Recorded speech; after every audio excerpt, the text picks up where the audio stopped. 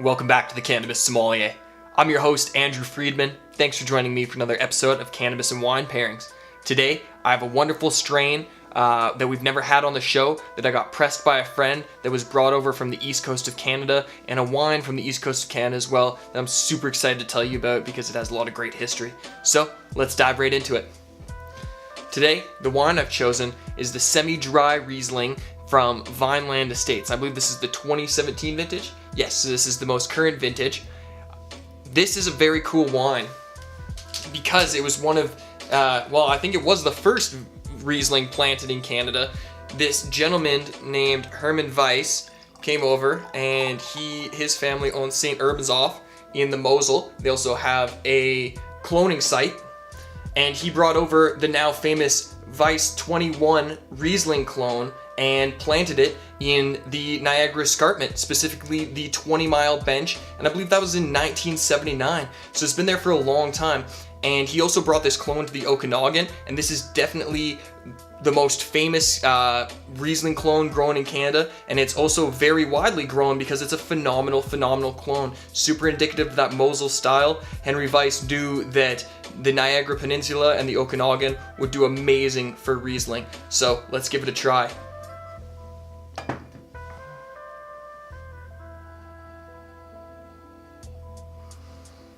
White peach, lime, a lot of slate, a lot of minerality, a little bit of booze. I'm surprised by the booze. Some green apple, some underripe pear, lots of tropical fruit, or stone fruits, sorry.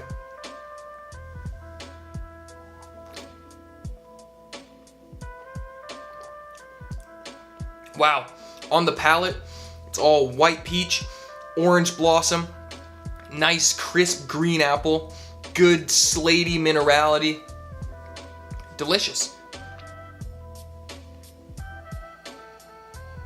The sweetness is not overpowering by any means. The acidity is so high and so zippy that it covers up really any assumption of sugar. Yep. So today, the strain we have is Slurricane, and the cannabis came to us from Hierba Canada, and it was pressed by Winter Solventless Extracts, Alberta Solventless, on Instagram. Slurricane, pretty cool strain. It is a cross of Dozy Doze and Purple Punch, some Girl Scout cookies, some Granddaddy Perp, a whole bunch of crazy things in there. On the nose, why I chose this to pair with the Vineland Estate Riesling is because it has a lot of like gassiness and slatiness that I really related to a Mosel German style Riesling. I thought it smelled a lot like the Riesling would. There's this lemon creaminess, lemon chiffon, kind of lemon rind, but up front there is a lot of gas.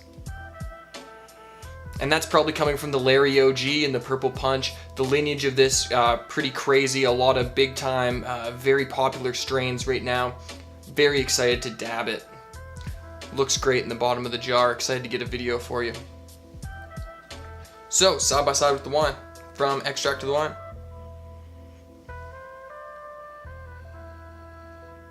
What takes away that a little bit of alcohol smell that I smelled and really makes it one-dimensional white peach. Absolutely nothing but that white peach.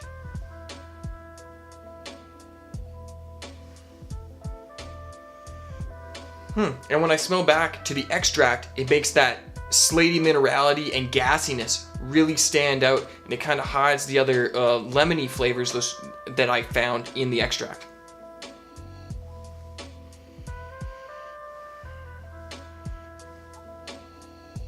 Yeah, totally.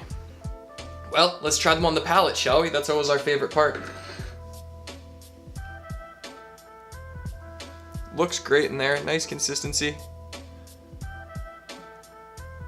Nice butter. This auto buttered right as they pressed it, so that's pretty cool. This week I have my tank glass tube on my e-nail.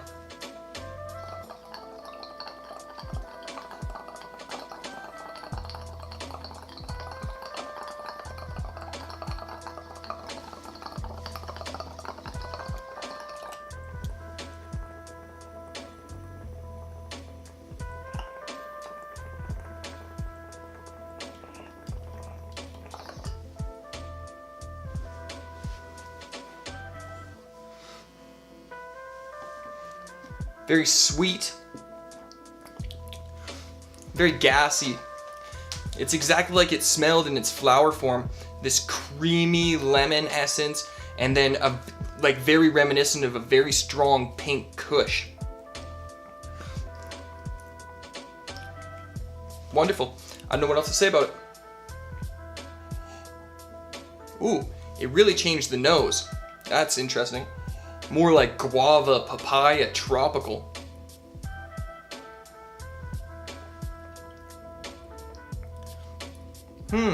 And on the palate it did just that as well. Made it quite tropical. Pineapple, guava, papaya. It made the acidity stand out a little bit more, and I feel like it didn't unbalance the wine, but it completely changed the perception in my mouth. Before the extract, the body was much lighter. After the extract, it felt a little disproportionate. The flavor pairing was delicious. I just think it kind of discombobulated the wine just a little bit. It's a great wine. I usually love this one on its own. Anyways, absolutely wonderful. What am I thinking about for food? Riesling pairs so well with so many things. This one has a little bit of sweetness to it, so I think that sweetness may lend itself very well to some Indian food. Maybe a tikka masala would be great. You can throw a whole bunch of garlic, add a Riesling built like this, and it'll stand up to it. So tikka masala, some butter chicken, some garlic naan, some Vineland Estates semi-dry Riesling, and why don't you throw some Slurricane in there from Hierba Canada.